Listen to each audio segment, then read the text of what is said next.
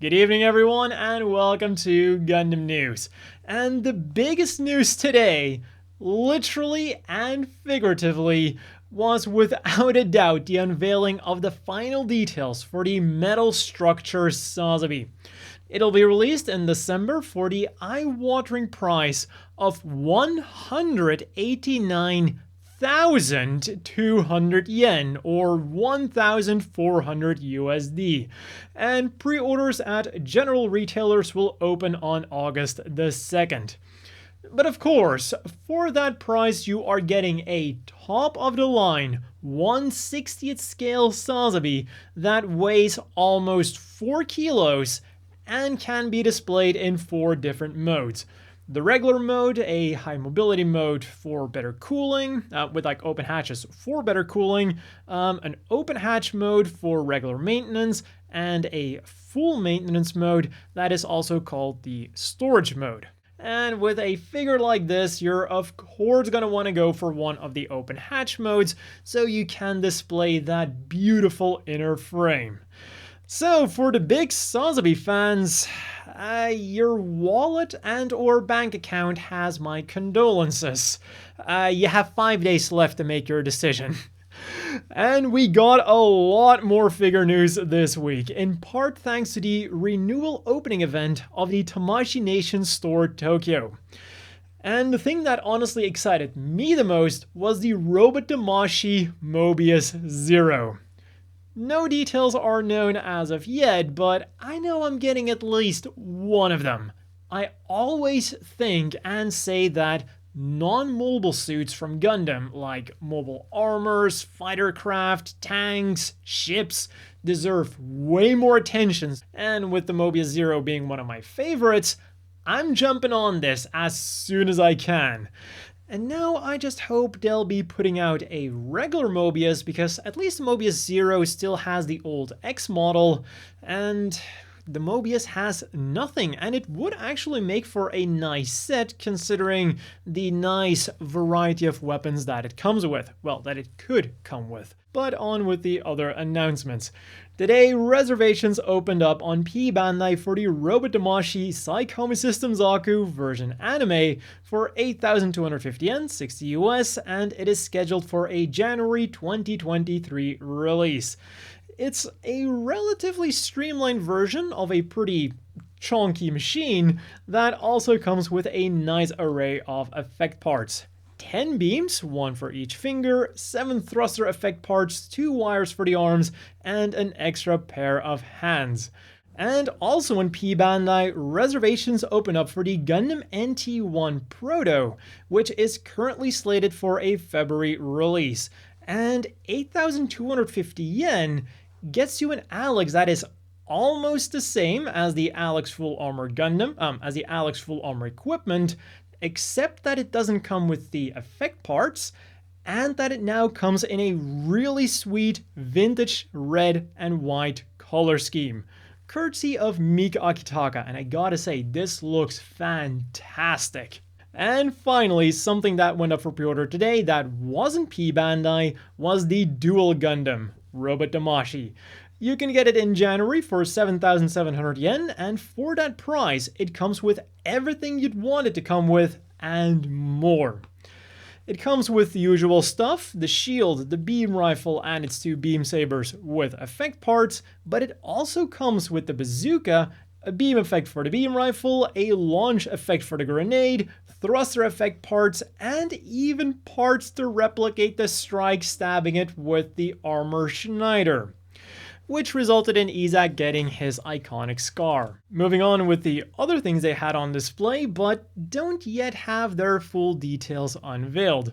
There is the Robot Tamashii Zaku 2 High Mobility Type R1A Black Tristar's version, real type version, the Gundam Fixed Figuration Metal Composite Zaku 2 High Mobility Type R1A Char Custom Cucuruz Island version, which, when you think about it, it's funny that we didn't really get anything from this machine sooner. Like, normally, you'd expect a Char custom mobile suit that appears in anything Gundam would get a model kit or figure as soon as the anime, the movie, or the OVA drops. in a lot of cases even before it drops. Then there was the Gundam Fixed Figuration Metal Composite Gym Sleggar Custom, Cucuruz Island version, and this is of course another thing that I am very excited about. And I was actually thinking like a couple of days ago that we hadn't heard anything new when it came to model kits or figures from Cucuruz Island, especially considering the massive bombshell we just got from G-Witch. So I was beginning to worry that what we had gotten was all that we were getting. Moving on to the metal builds then. If you need something extra for your Hi-Nu Gundam that'll be releasing on the 30th, P Bandai has your back covered with the metal build Hi-Nu Gundam Hyper Mega Bazooka Launcher option set. It'll set you back 16,500 yen, 130 US, and orders will open soon, which is probably also when we'll be getting more information on this thing. Then they also showed the metal build Strike Rouge with the Grand Slam sword, but again, no further information is available at the moment. And then next up are the details of the Chogokin Gundam Aerial. It's currently scheduled for a January release with a price tag of 24,200 yen, 180 US, and it comes with a light-up feature in the head, die-cast part that the Chogokin line is known for, and accessories that we have all come to expect of the Gundam Aerial. A beam rifle with effect part, 2 beam sabers with blue beams, a shield that can split into parts which can then be attached to the mobile suit itself, and a stand that can carry the mobile suit and all of its accessories. Which also carries the model number of the Aerial, which I hadn't seen before, the XVX016. And then last but not least, we got some more figures from the Tomica X Gundam collaboration. We already knew about the wide base, but now they also showed the Core Fighter, the G Fighter, and the Buggy from the wide base, which also comes with a cute Amuro and Char figure, so you can recreate their meeting at Site 6. Moving on to our second headline then, the 4th Reconguista NG movie got released last week Friday, but my favorite thing about it is without a doubt the article on Gundam.info that talked about the ending theme music video that was released on YouTube. In the title, it literally says that it was released worldwide, and in the article, they explicitly say that they added English subtitles so anyone can watch and enjoy it. And I'm sure that all of you know where this is going. It's region locked to Japan. So it's a real good thing we have NordVPN to help us watching this worldwide video. And it of course also gives you extra security while browsing the web and other nice features. And if you don't have it yet, by using the link down below or my code kkrt, not only will you be getting a sweet discount, but you'll also be supporting the channel.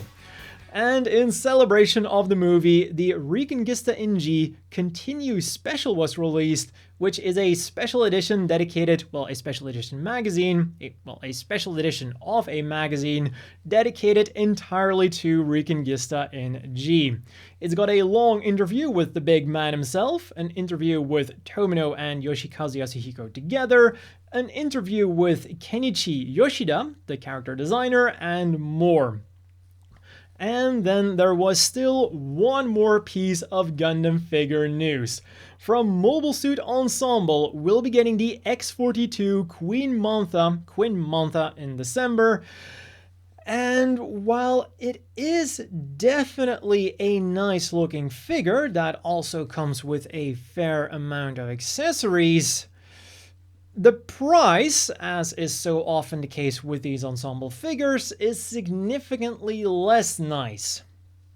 11,000 yen, 80 US, might not sound that much anymore considering the other heavy hitters we've seen in this video, but keep in mind that this thing is only 12 centimeters tall, which is the height of your average high grade. Seems a bit expensive if you ask me. But moving on to the Gunpla front, where we got some news courtesy of the Gundam Thunderbolt 10th anniversary celebration. They'll be releasing a special darker colored version of the high-grade full armored Gundam and high-grade Psycho Zaku. More details will be released at a later date, but I can already tell you that these new color schemes look fantastic. And it also looks like they'll be coming with new decals. In the gaming news then, we again got some really cool news. And we're starting off strong with Gundam Battle Operation 2, because joining the battle this week is the massively popular Unicorn Gundam, which will of course come with an NTD skill, so you can also transform it from Unicorn mode into Destroy mode. And of course, Bamco themselves are also very excited about this, so they released some really cool promotional videos as well, linked down below. And also linked down below, you'll find a Facebook post from the official Gundam Breaker Mobile Facebook page in celebration of the 3rd anniversary. Because as part of the celebrations, they'll be giving away 4 Master Grade DOMs. And entering is super simple. You just have to like the page, like the post a picture of your custom Gunpla using the GBM Photo Studio and post it in the comments, and finally send the page a DM saying hi. The giveaway is valid for legal residents of the US and Canada, with the exception of Quebec, and entering is possible until the 9th of August. And talking about free things, the console demo of SD Gundam Battle Alliance went live last week Friday in Asian territories, and this week Friday in the rest of the world. Also, the details of the first DLC pack have become known. It'll include Kyo and the Age Effects, Yona and the Narrative Gundam C packs, and 2 additional scenarios. UC Engage then got the ultra rare V2 Gundam and ultra rare Uso as a gacha event, a limited clan battle event, and of course some new login bonuses. And last but not least, Cross Boost got the Calamity Gundam piloted by Orga, and some of the other machines were balanced. In other news then, people who go see Cucuruz Island in theaters will still get a free gift, an A5 illustration sheet, which will be given out as long as supplies last, making this the real final freebie. Mega House then has launched their Mega Cat project, turning popular Federation characters into cats. And fear not, Zeon is next. Recycling then is one of the things that Bandai has been focusing on lately, and one of the results of their effort of collecting used Gunpla runners is a new addition to their Gunpla Academia lesson plan. Japanese schools can now apply to also get Ecopla RX-72s, and a short video where Gunpla-kun will explain to the kids how the recycling happens. And from Gundam Moon, we got some really interesting mobile suit profiles. For Neo Zeon, we've got the extremely chonky Zaku 4, Ilya Pasm Custom, and the regular Zaku 4. Both of which have feet that feel a little bit out of proportion. Then there's the Gigazam, which will certainly guarantee Neo Zeon's victory once the thing is mass-produced, the Gaza G, the Guasha, the Gazu Grau BB, a really nice development of either the Galbaldi or the Gazu L and R, and the Agujin. What the fuck did they do to this thing? Damn. Then for Londo Bell, we have the Jeddah Armoro Custom, the regular Jeddah, the Rig Diaz Kai, the Gym 3 powered full armor Bulldog, and the Rigazid ID, which looks like you're supposed to pronounce as Rigazid. And for more information on these machines, I'll have the official website linked down below. On to the things you could get this week then. On Monday, the reprinted Beltorchika's Children drama CD became available at the new type anime market, which I'll also have linked down below. On Tuesday, you could get some more CDs with the release of the 2-mix tribute album Crysta-Rhythm. On Wednesday then, the Gundam 00 stage production Awakening by Destruction RE Innovation had its DVDs and Blu-rays go up for sale at P Bandai and A.N.I.M.E. Today, you could either go for the 880 yen 7 US SDW Heroes Warlock Aegis Gundam or the 19,800 yen 150 US metal build Strike Gundam Heliopolis rollout version, with the latter unfortunately only being available at the Tamashii Nation store in Tokyo.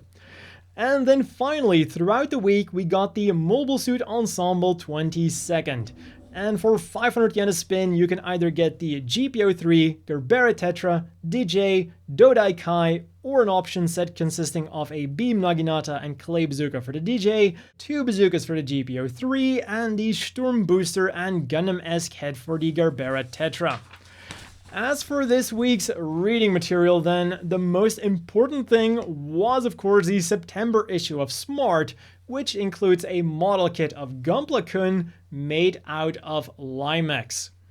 Next up, we have the September issue of Shonen Sunday S Special, in which Gundam Aggressor is serialized, the September issue of the monthly model graphics, which is almost entirely dedicated to Zaku's, the September issue of the monthly Hobby Japan, featuring the Sigrun and Brady Phantom, the September issue of the monthly Gundam H, which has a B2 poster of Moon Gundam and Code Fairy, in addition to having the first volume of the Code Fairy manga. Promotional video linked down below. Then there's the weekly Playboy featuring an interview with Yoshiyuki Tomino, the Sunday Mainichi, which has a special on Tomino, Continue, which has an interview with Yoshikazu Yasuhiko, the weekly TV guide, which has a feature on Reconguista in G, and finally we get a manga collaboration with the Gunpla x Bikura Tamago collaboration. The High-Grado ni Koi Suru Futari x Gunpla x Bikura Tamago collaboration. And if you want to check out the voice-acted manga they've got, I'll have that linked down below as well. Beware though, it is unfortunately region locked. And with that, it is time to have a look at this week's Gundam apparel. From Bankore, we first got the acrylic logo display X Reconguista in G for 1,650 yen, 13 US. Reservations open up on Friday, and it's currently scheduled for a September release. Then on Tuesday, we got an interesting combination of Char's Zagok and Doan's Zaku for a waterproof tote bag that'll set you back 4,950 yen, 40 US. And both designs are slated for an October release. And today we got 2 Gundam Sea things. First up was a pendant in the form of Tori, or Birdie, which comes with an acrylic stand of Kira for 13,200 yen, 100 US. And the second collection is a pair of umbrellas for 5,280 yen a pop, 40 US. And they're available in either Earth Alliance Blue or Zaft Red, and they do also come with a nice pouch to put them in. The Tori necklace is scheduled for September, and the umbrellas for November. Strict G then did their usual thing and simply released everything on Friday. First up was an addition to the Strict G New York collection, consisting of a black Gundam shirt or white Goof shirt for 4,730 yen, 35 US, but unfortunately the Goof shirt still has the Gundam head on the back. Then there's a long-sleeved shirt with Char's helmet for 5,830 yen, 45 US, a ripstop shirt for 9,680 yen, 70 US, and shorts for 7,480 yen, 55 US. Next up then was our collaboration with Paikaji to create Cucuruz Doan's Island-inspired Aloha shirt. For 26,400 yen, around 200 US, you can either get an Earth Federation, Doan Zaku, or Char's Zaku design. And then their second collaboration this week was with Spingle Move to create Gundam-themed sneakers.